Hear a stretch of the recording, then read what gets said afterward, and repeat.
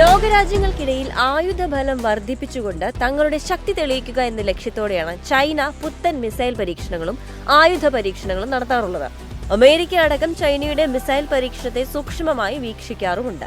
എന്നാൽ ഇപ്പോഴിതാ ചൈനയുടെ മിസൈൽ പരീക്ഷണത്തിൽ അപാകതകൾ ഉണ്ടെന്ന് കണ്ടെത്തിയിരിക്കുകയാണ് US ഇന്റലിജൻസ്.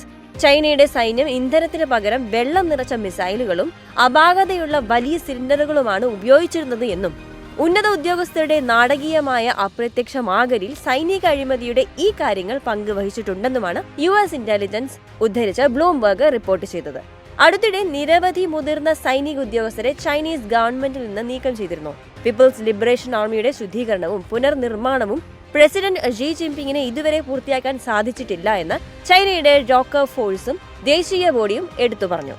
മിലിറ്ററിയുടെ പല മേഖലകളിലായി അധികാരത്തിലുണ്ടായിരുന്ന 9ഓളം മന്ത്രിമാരെ മന്ത്രിസഭയിൽ നിന്ന് നീക്കം ചെയ്തത് എന്തിനാണ് എന്ന് ഇതുവരെയും ചൈന വ്യക്തമാക്കിയിട്ടില്ല.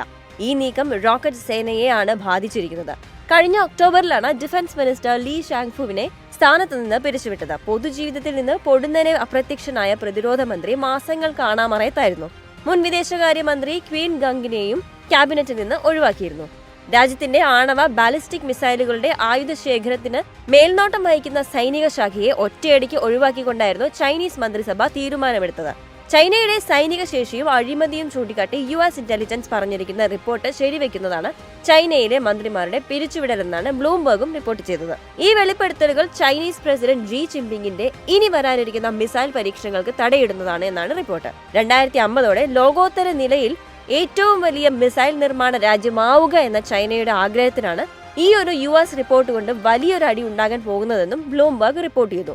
എന്തൊക്കെ തന്നെയാണെങ്കിലും ഷീ ജിൻപിങ് എന്ന ചൈനീസ് പ്രസിഡന്റ് ആത്മവിശ്വാസം കൈവിടാതെ തന്റെ സ്ഥാനത്ത് വളരെ ശക്തമായി തുടർന്നുകൊണ്ടിരിക്കുന്ന ആളാണ്. മുതിർന്ന സൈനികരെ പിരിച്ചുവിട്ട അദ്ദേഹത്തിന്റെ പ്രവർത്തനങ്ങൾ കമ്മ്യൂണിസ്റ്റ് പാർട്ടിയുടെ മേലുള്ള അദ്ദേഹത്തിന്റെ ഉറച്ച നിയന്ത്രണത്തിന്റെ പ്രകടനമായി വ്യാഖ്യാനിക്കപ്പെടുന്നുമുണ്ട്. അതേസമയം US ഇന്റലിജൻസ് റിപ്പോർട്ട് ചെയ്തെന്ന് പറയപ്പെടുന്ന ഈ റിപ്പോർട്ടിൽ എത്രത്തോളം സത്യാവസ്ഥയുണ്ടെന്ന് വ്യക്തമല്ല. ഇന്ധനത്തിന് പകരം വെള്ളം എന്ന ആശയം അപകീർത്തികരമാണ്. നാശസാധ്യതയുള്ള റോക്കറ്റുകൾ സംരക്ഷിക്കാനാണ് ശ്രമിച്ചത്.